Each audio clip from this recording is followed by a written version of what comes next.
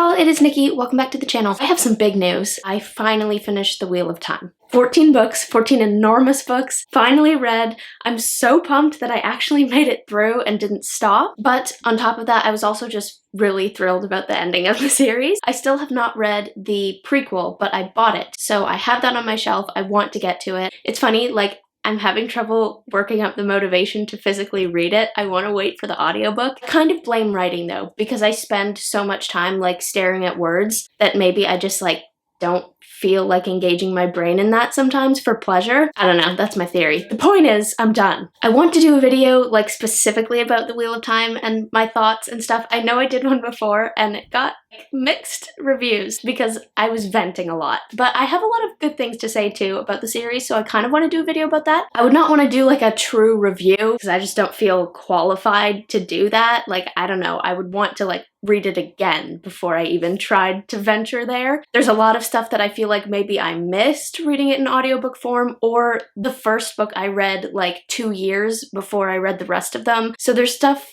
there that I don't really remember. So I can't speak to whether or not you should read them, but I can speak to what my experience of reading them was. So that hopefully will be like next week's video, maybe, or the week after that. I just have so many thoughts, and so I want to give myself time to like gather my thoughts and decide all the things that I want to touch on. But I did grab the last few books in the series. I don't know if you can see this. This is, I think, the last one. Yes, A Memory of Light. These are sort of reprinted editions that were fairly recent because of the show. I like them.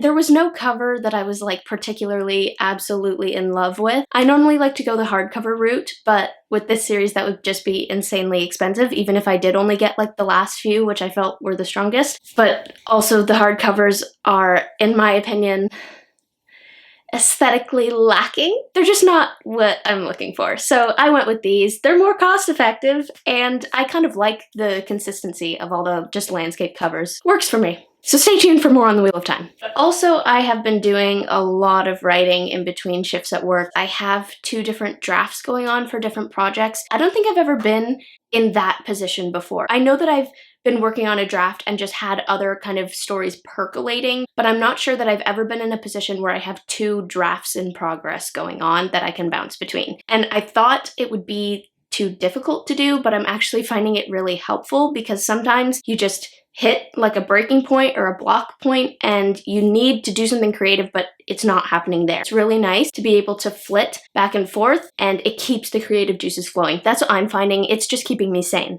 My prequel project is one of them, and it has been sort of at a bit of a standstill. It kind of got stuck for a few days, and yesterday actually I was really getting rolling with that one again. And one thing that I found really fun and a real game changer was realizing how important it is to give names and real shapes and personalities to all the side people around your character to a reasonable degree. Because I was finding, I wrote this intro scene for this character Mech, and he's on a ship and, you know, doing his thing. It's like a battle scene. There's lots happening for him specifically in that scene. And when I first wrote it, I was just so focused on where Mech had to be at a given moment that everyone around him was kind of like faceless and nameless except for a few people. And afterwards, I realized like he's on a crew with these people. He would know all of their names. He would know what they're all like. They're probably like a family. And so I started working through that as I moved forward into the next chapter and gave these people names and then gave them opportunities to chat with him, and you start to see their personalities coming through. And then I realized that I loved them all, and of course started giving them even better personalities. And now I'm just like obsessed with that scene because it was just so fun to see